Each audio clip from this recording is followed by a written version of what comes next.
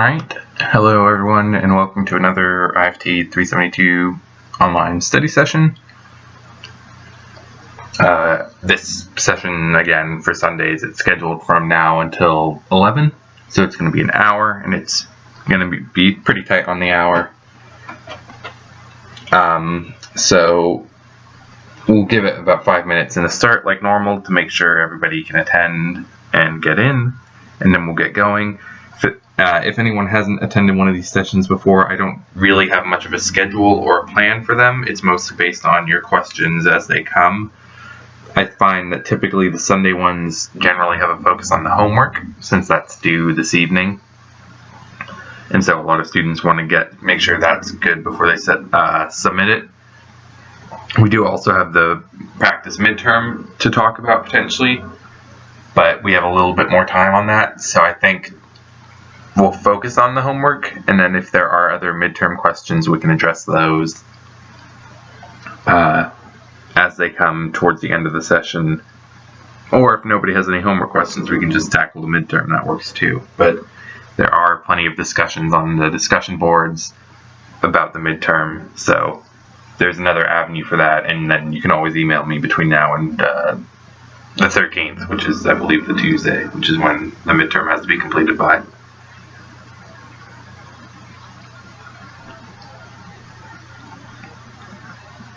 I do believe the midterm's available now, so you could be taking it if you are prepared or are unable to take it later towards the deadline. But again, there are discussions happening in the discussion boards about it. If you need to talk with people and figure out how to approach it.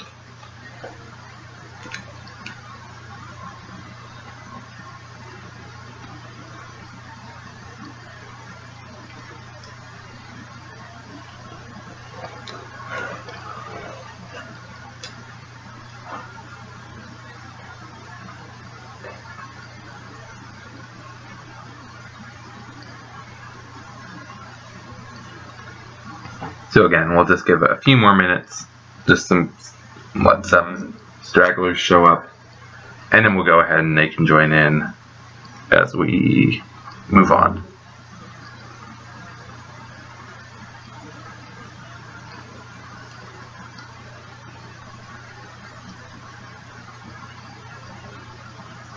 Steven's asking if the midterm's due by midnight on the 13th. I'm fairly sure that's correct. I was told last time by a student that it was in fact the 13th. And so, let me see.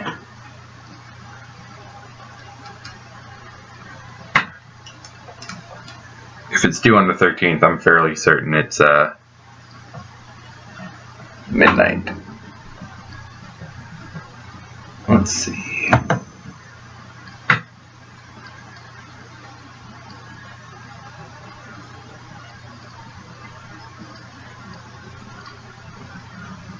Hello, Spencer.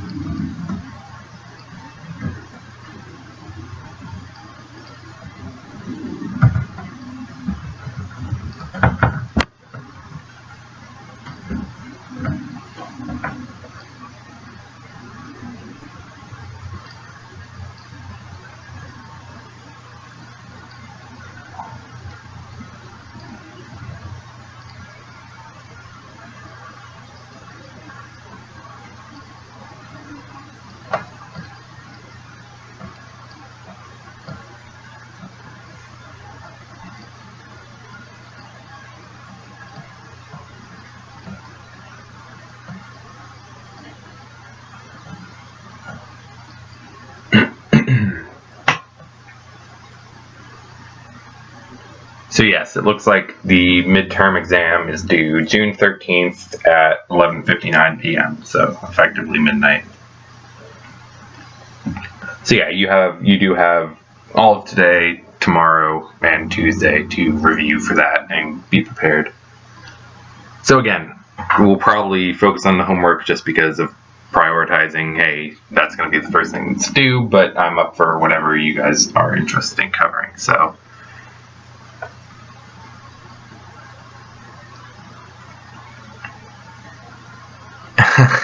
Stephen took the day off work to take the exam, then I suggest you make use of all the time that you need.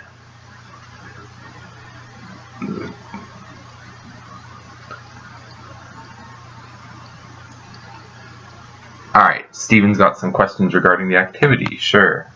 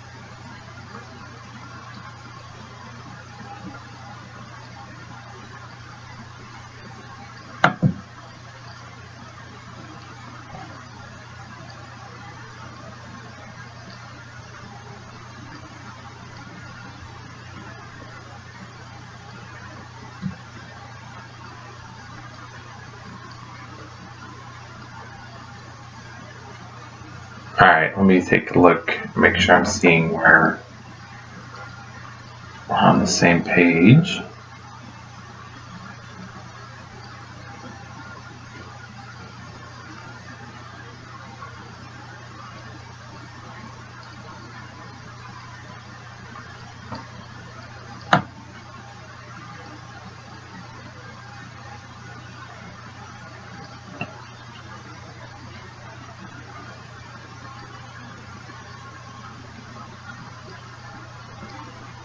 So Stephen, do you have the, I guess the question number in the section letter, just so I can double check that we're on the same page and I'm looking at the right?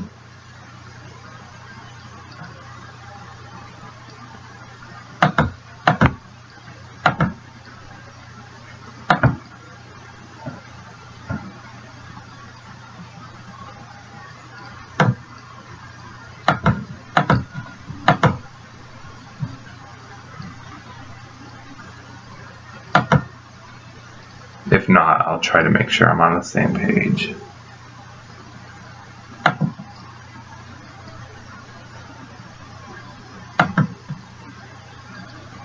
Part C, section 4. Okay, that's where I thought you were, but I wanted to double check.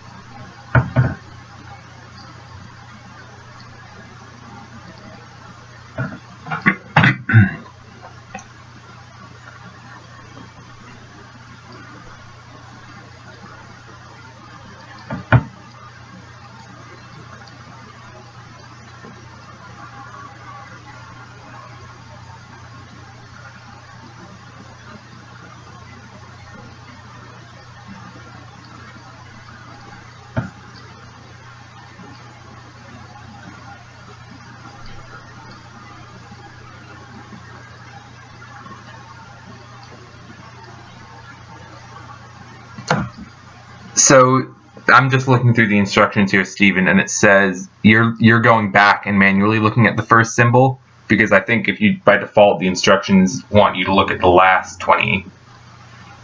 So did you manually change the data symbols value when you did the stem plot? because that might be where you're getting confused, unless you did that already and you modified it to make sure you were getting an understanding of it. Okay, that's for the first one as well. I didn't see that part. Oh yeah, there it is. I see it now.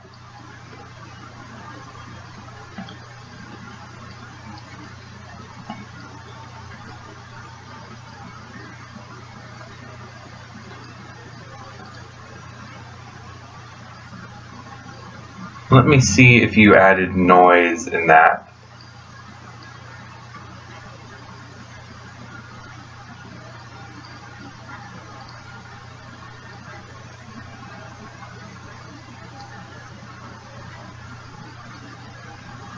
Because that is curious what you're saying.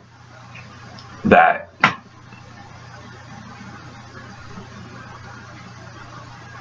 me go back and double check.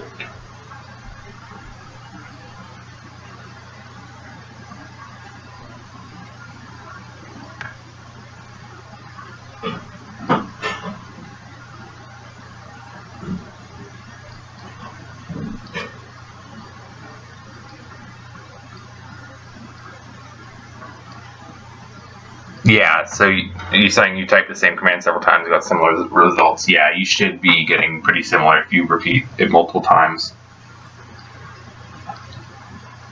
This might warrant a discussion board post for this question, because I'll probably have to go through this and take a look at it myself in MATLAB, and I don't think I have the time to do that now in the study session. So if you wanted to either email me or make a discussion board post about it, either myself or Dr. Helm can get back to you about it, but in order to really look at it and see how it would work, I would probably have to run through the numbers myself and be able to see it in action. And I think that would burn too much time on this study session right now.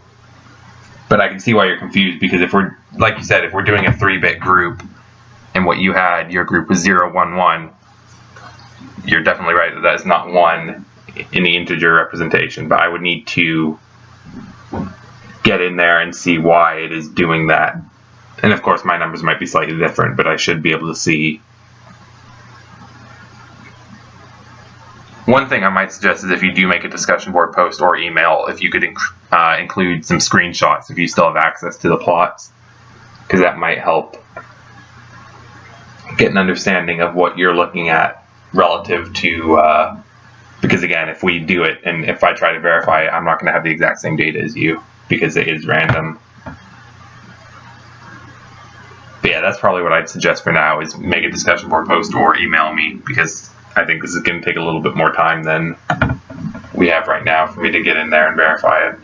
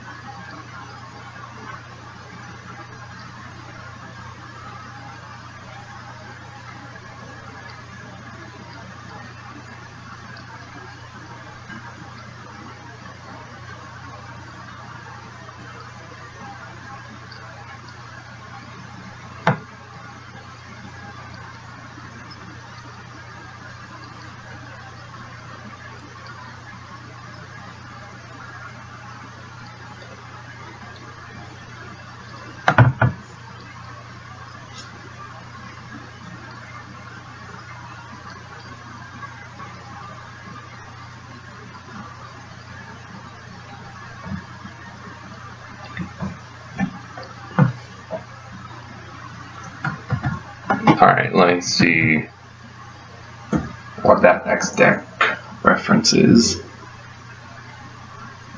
That may be a remainder from a previous assignment, the XDEC variable.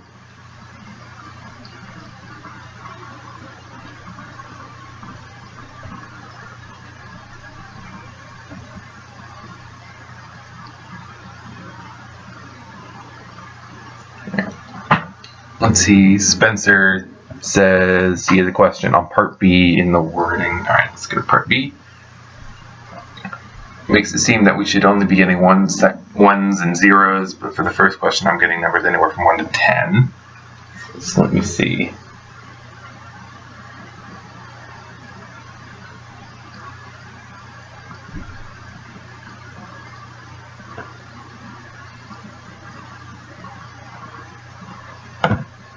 So, Spencer, if you're getting anywhere from 1 to 10, are you sure you did exactly when it gives you the command for MNRG and then x equals randin?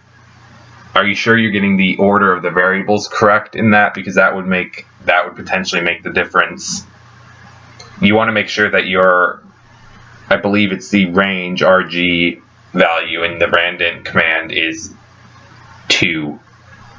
You want to make sure the other numbers are in the order that it's stated. That's what it sounds like might be your mistake if you are getting higher numbers than 0 and 1.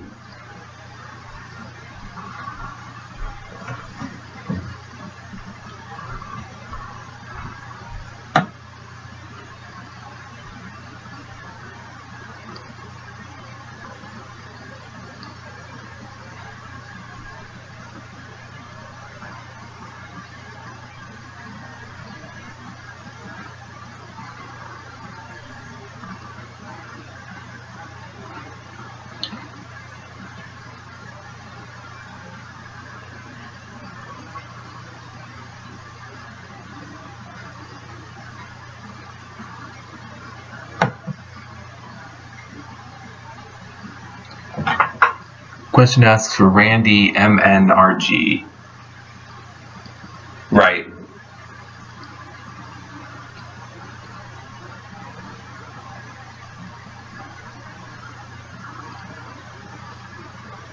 Yeah, Stephen, I'm not exactly, again, I don't have the documentation in front of me. I believe that was range, but it's entirely possible I'm wrong on that one.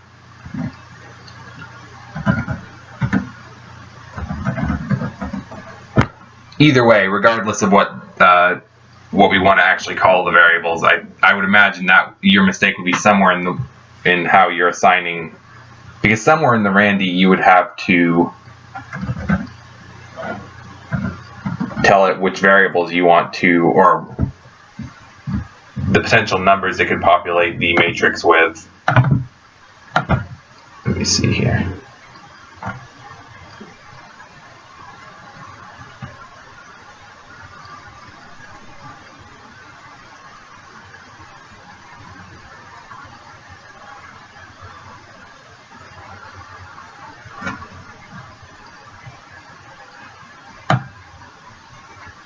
One second. Okay, I see where I might have been getting confused here.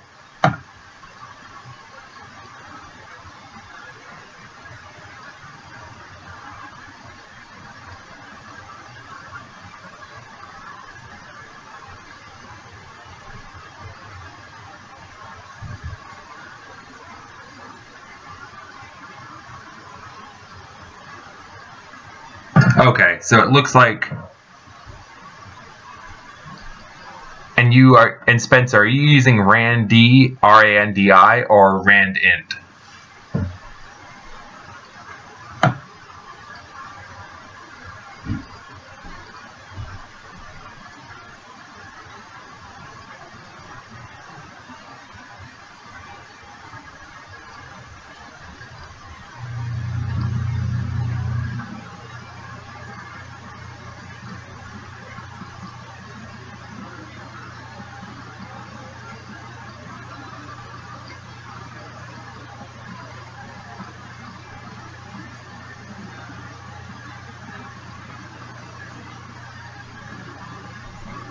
RANDI, I guess.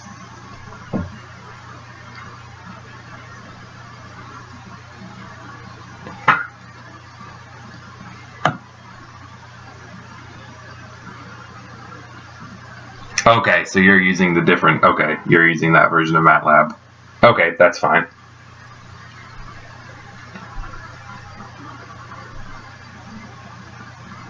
And so I don't know if you have it in front of you, if you're able to try it. But then if you do RANDI, let me see.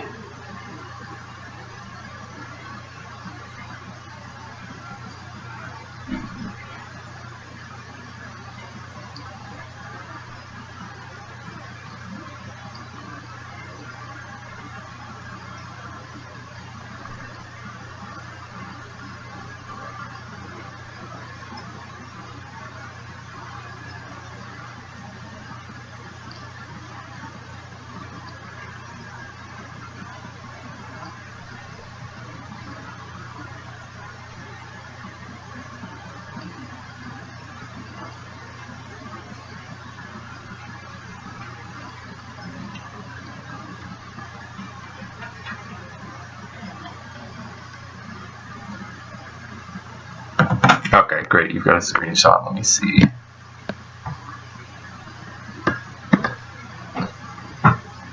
Thank you. That'll be helpful, I think.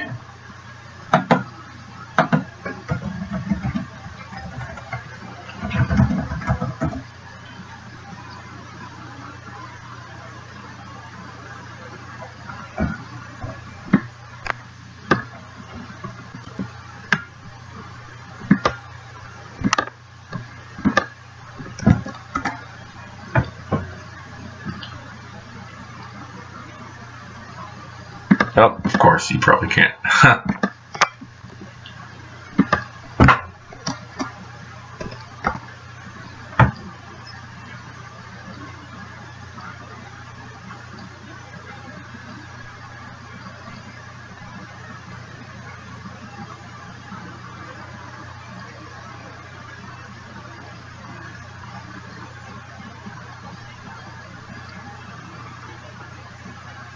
Okay, yeah, so that looks about what you should be getting for Randi based on what I'm seeing here.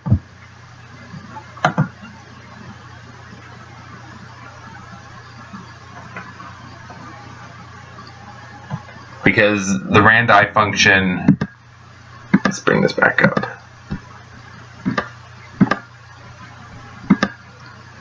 Yeah, so what it looks like is that if you check in the documentation, Randi should be generating a random integers in a range from a min to a max value. And so it's the syntax differences between, even though you don't have random available anymore, you're getting a range of integers between. So I would check the documentation just if you wanted to explain why that's happening. Let me see if I can pull up the documentation.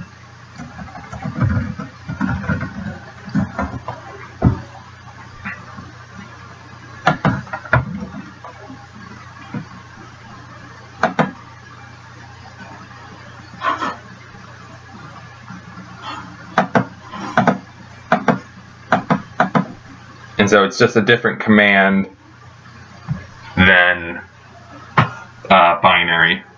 But let me see if I can pull up the MATLAB just to double check and give you.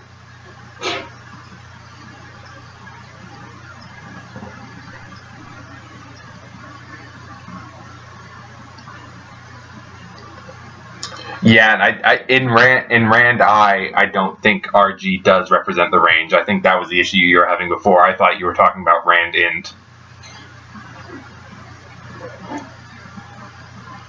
But let me see if I can pull up this documentation. Thank you for the screenshot, by the way. I think that cleared it up. Okay, so yes, now that I've looked it up on the MATLAB documentation, for the Randi function, your syntax is different, and you have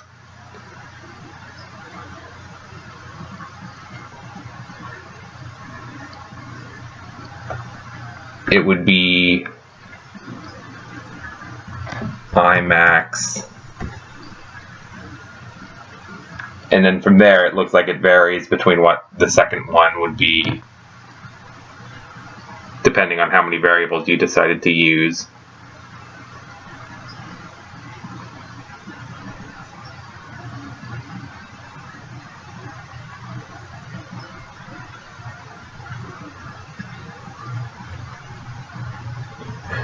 I suppose that's all we actually need to know, is that when you're using Randi, that first variable, or in your case, the m that you're plugging in, is the maximum of the range that it'll return for you.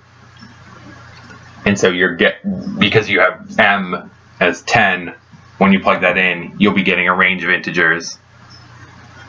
And then Stephen also says if it's only one variable, it'll make a square matrix.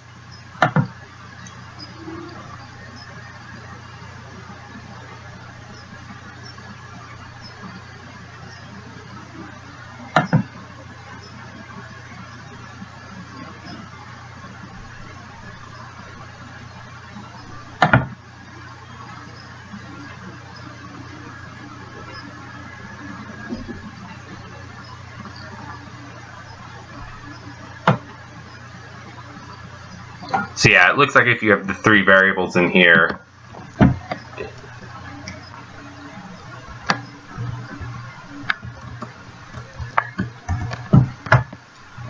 so in this case, this is the command that we're using. We're using rand I, what is it? It's m and rg. And so it's doing a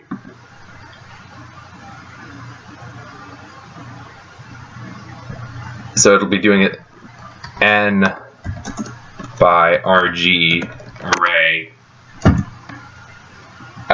with integers between 1 and m. And so that's what the syntax is being translated to when you're doing this command, and that's why you're getting variables.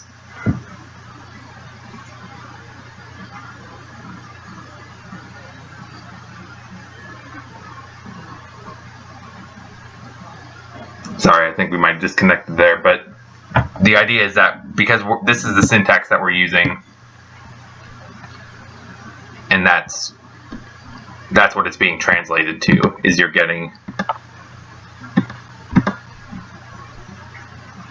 an n by rg array with values between 1 and m in each position.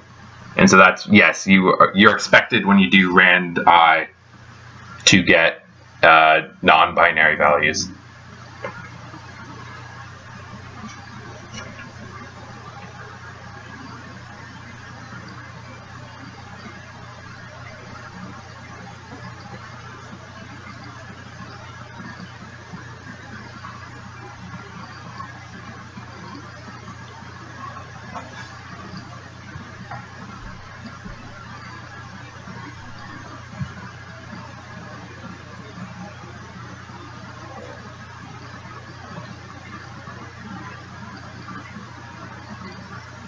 Yeah, I could see why that would be not what you necessarily expected.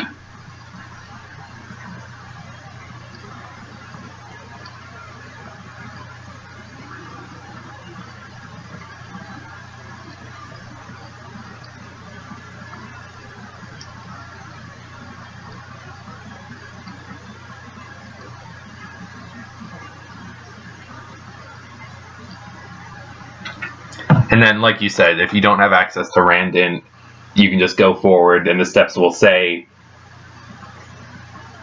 the steps may or may not be using randint going forward, but you can also use rand I instead, and you'd be just as good.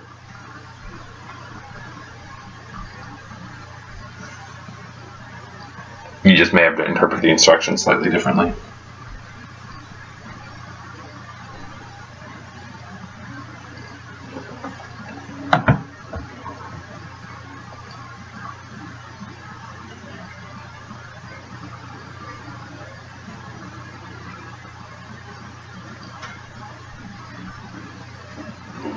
Let me see. And the final graph being, what is that, step 9? At the very bottom. Let me see, what number is that? The very final scatter plot, step 9? Or 10, I guess.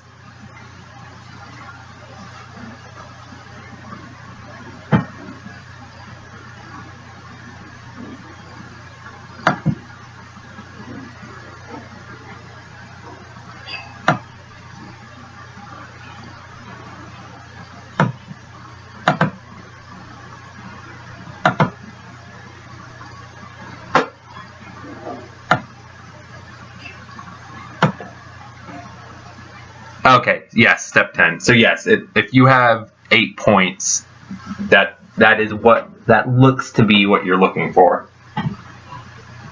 Again, I'll probably have to go over this and just double check the numbers, but I believe based on what you're looking at, you should have 8 plot points on the final graph.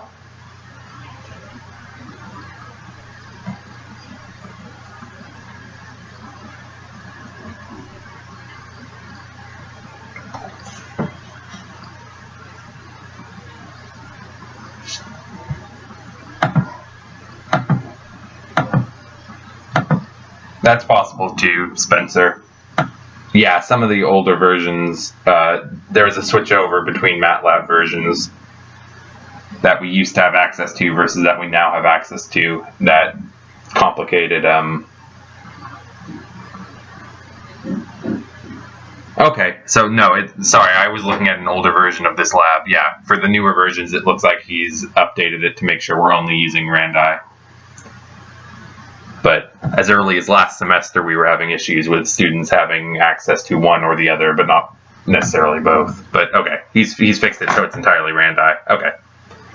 Don't worry about it then. Forget what I was saying about that. Alright, so Steven's confused about the final graph. Yes, you should have 8 plot points. What else is confusing you about it?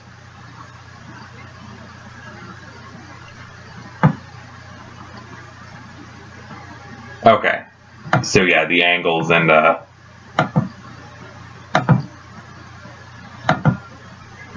so let me see here.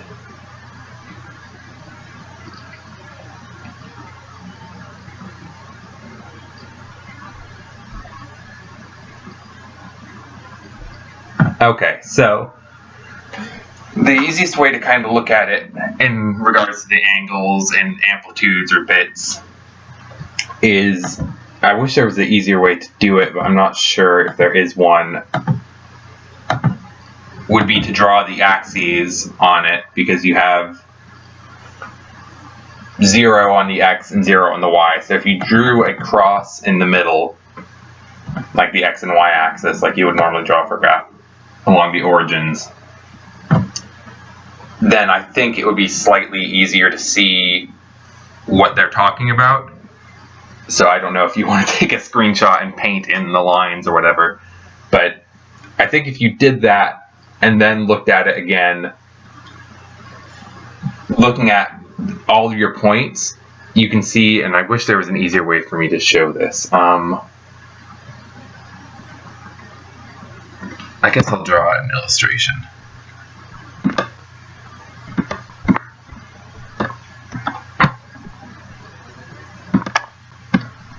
Alright.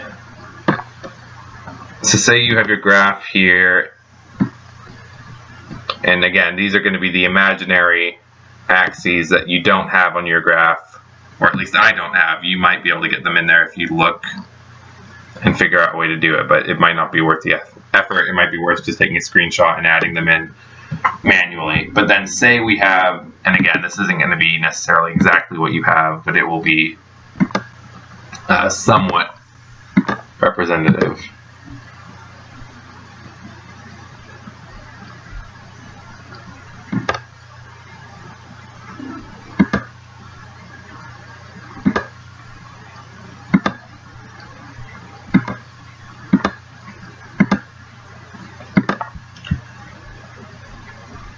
So if we say we have something like this, and again, it's not exactly what you're going to have, but it should be close. But again, we won't have the actual axes here. So when we're looking at it in respect to the origin, so again, going from the very center, 0, 0 on both axes, we have to look and see how many angles are used in the scheme. And so basically we have, again, if we're looking from 0, 0, if we draw lines from the origin to each of the points, we have a line here. Oops, I should probably just use the line tool. Here.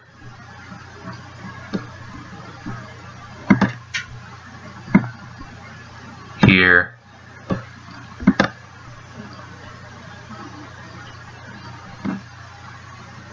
Here. And here. And then the same mirrored over the x-axis. And so you're basically looking at, there's 4 different angles that we're using here in order to translate the data. Because even if we did mirror this, it's the same angles, it's just flipped over, flipped over the x-axis.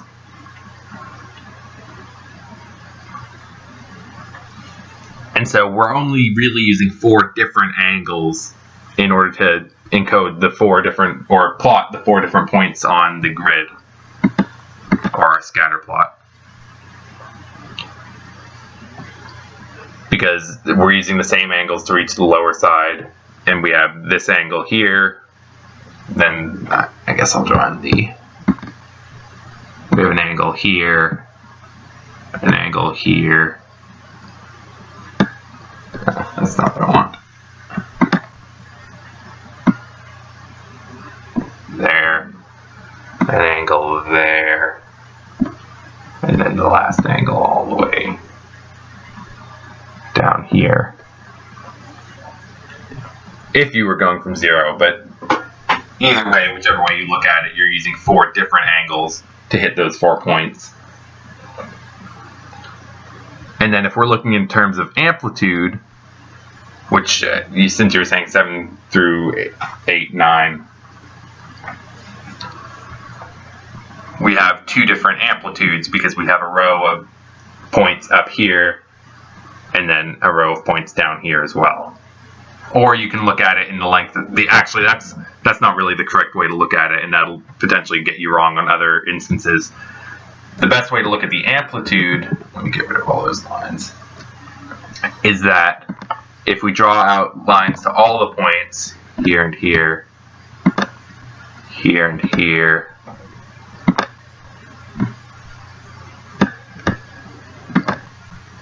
and then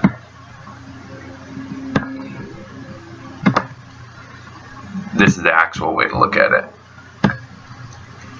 We have these 4 lines in the middle here are all the same magnitude or length, right?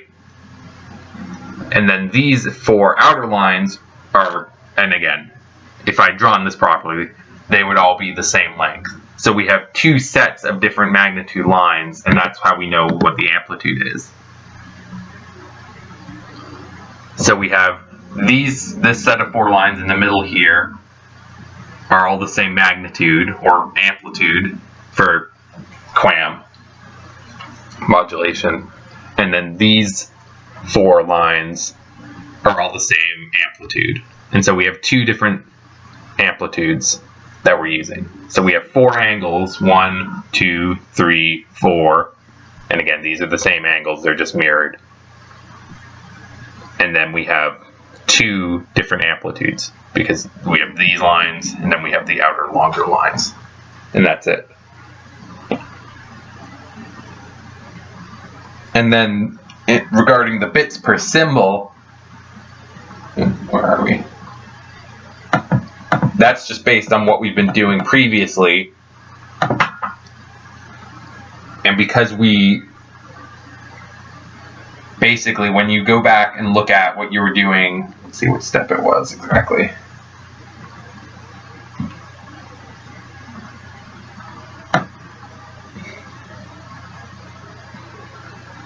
So the bits by symbol 3 by 4. Where's the 4 coming from? I think you're on the right track. I'm just curious where the 4 comes from.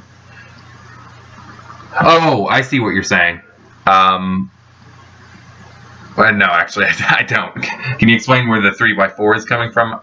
I think I get where the 3 is coming from, but I'm not sure where you're getting the 4 from.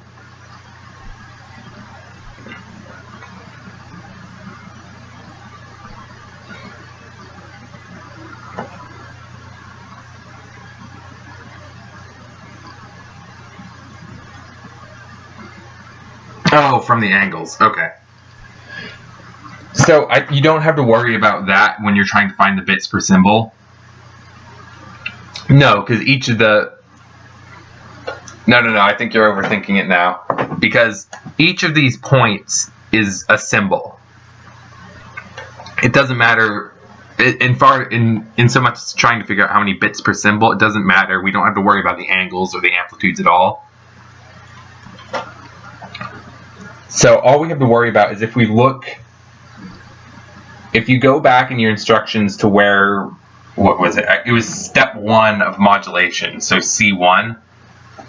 When we first invoke the QAM mod functionality, or the function to use the QAM modulation, we set the variable m.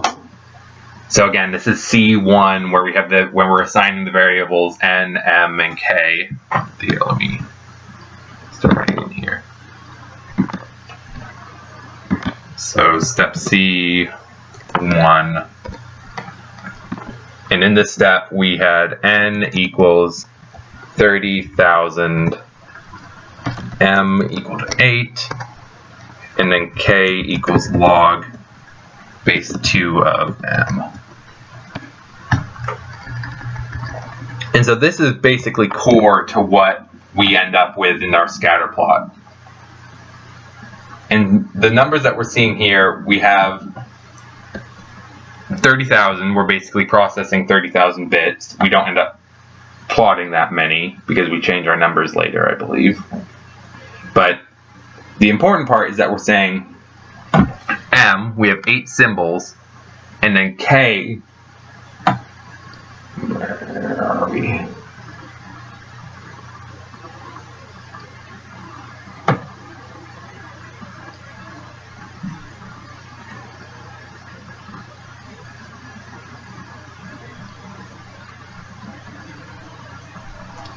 It's looking at the number of bits per symbol.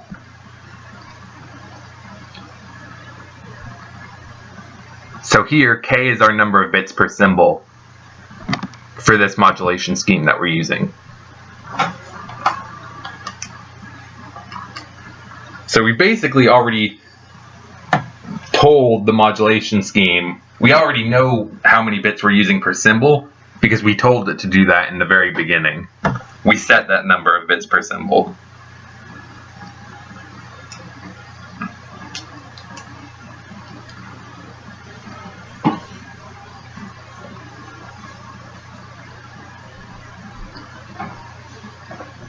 And so we just have to solve for k there, and I think it actually might tell you that back in C1.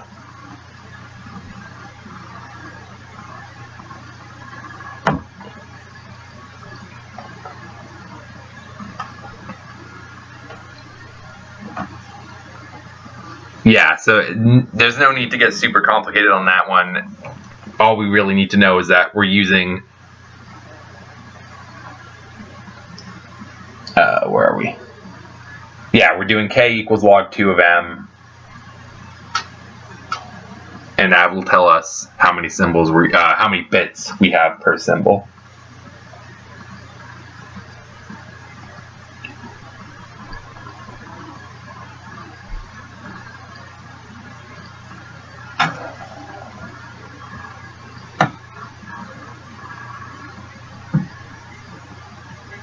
The other way we can do that, and this is something that you will potentially have to do if you're ever given on a quiz or an exam, if you're ever told to like find the number of bits per symbol, if we look at, oops, where are we here? If we look at our finished diagram without these lines, it might be quicker just for me to, okay, no, that's the easy way to do it. The easiest way that I find to do it is if we count up the number of potential points. So we could have a symbol here, here, here, here, here, here, here, here. There's 8 possible places that we could receive a symbol. And in order to so basically whenever we receive a symbol, it can be that's not what I want at all. It can be in one of 8 locations. So 8 possible symbol locations, I guess you could call it, or 8 possible symbols. 8 possible symbols, let me say that. And then that means so we could have symbols 0 through 7. And in order to, basically you can look at this and you say, okay, I have 8 possible symbols. How many binary digits do I need to label each of those symbols uniquely? And so if we have symbols 0 through 7, that's 8 possible symbols, which is what we have here. There's 8 possible different symbols. And so that means we would need 1, 2, 3 binary digits, because we could go from 0, 0, 0 to 1, 1, 1. And so that would mean each of these symbols is 3 bits, because we need 3 bits to have, in order for there to be 8 symbols. If there were 2, there would only be 4 possibilities, and if there were 4, there would be 16. And so that would be something potentially you would have on a test, would be, okay, look at this diagram here and tell me, or and explain how many bits per symbol you have. And you do that by counting up the number of possible symbols, different symbols, which is again 1, 2, 3, 4, 5, 6, 7, 8. If we have 8 possible symbols, we need to label them individually, or each of them need to be individual. So we have 0 through 7, and we need however many binary bits we need to include all those numbers.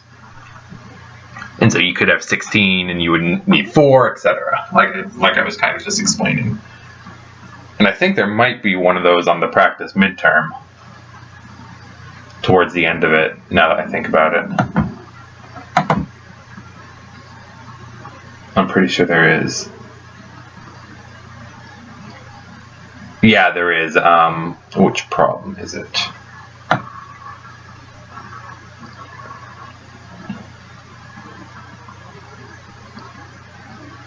Whichever problem refers to the scatter plot at the end. Okay, question 14 on the practice midterm addresses a similar issue where you're given a diagram or you're given a scatter plot, and you're asked to find how many total bits are represented, how many bits per hertz, how many bits per symbol, and how many levels. And so I would look at that question as well, and that might give you a little bit more practice with that particular concept.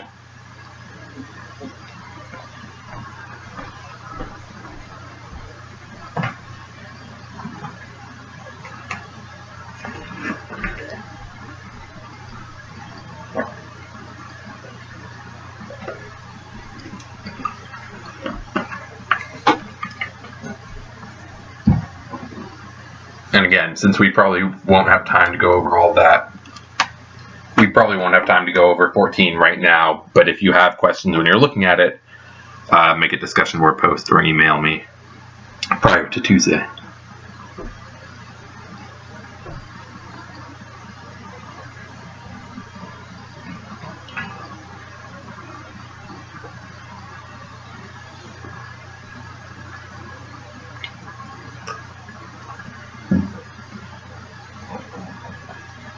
Okay.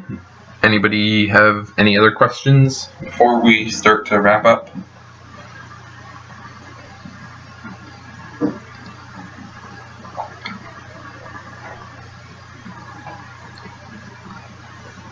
Yeah, it's a different. Steven says the activity was confusing, and it is a weird mix of following the MATLAB instructions, which a lot of us haven't had to use too much, and then also putting the concepts of, okay, what does this actually mean in respect to what we've been doing? So it does take some figuring out for sure.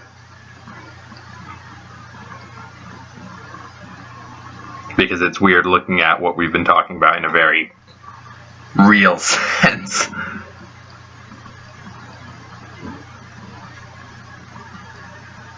MATLAB is a very, obviously, a powerful tool for actually like simulating these things and crunching the numbers, but that can make it overwhelming because it's, again, it just puts it in a really quantifiable light when we tend to speak in generalities and just say, okay, this is generally how this works, this is the general concept behind this. We don't tend to think of the actual like numbers and here's a set of data for it.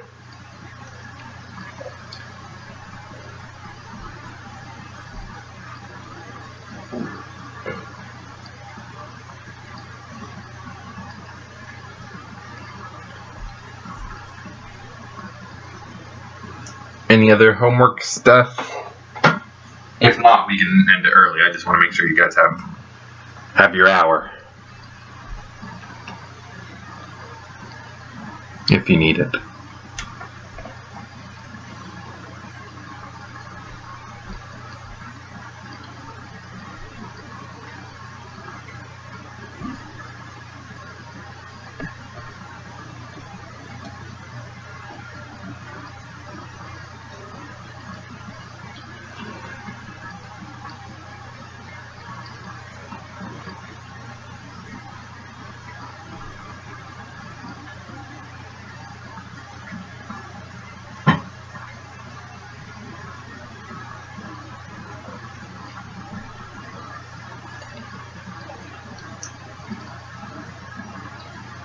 Okay, if you guys are done, then like I said, if something came up today that you weren't sure about, which definitely, Stephen, your earlier question, or I think it was you, Stephen, who had that question that caught me a bit off guard. Yeah, so your question about the matching up the symbols to the integer pair, definitely make a discussion board post about that. I will go over it and actually run the numbers myself just to see if I can get a better understanding, or Dr. Helm might be able to explain the reason for that discrepancy. But yeah, if there's any other questions that come up, again, I probably won't be able to get back to your emails. Actually, tonight I probably could, but last minute homework questions, I'll try to get back to you today. Other than that, midterm, good luck on that. Keep studying. There's been some discussion board posts of people teaming up to do formula sheets and study guides, so participate in that if you'd like. And I will see you next week at some point. Alright. Thank you for attending, and like I said, good luck on the midterm.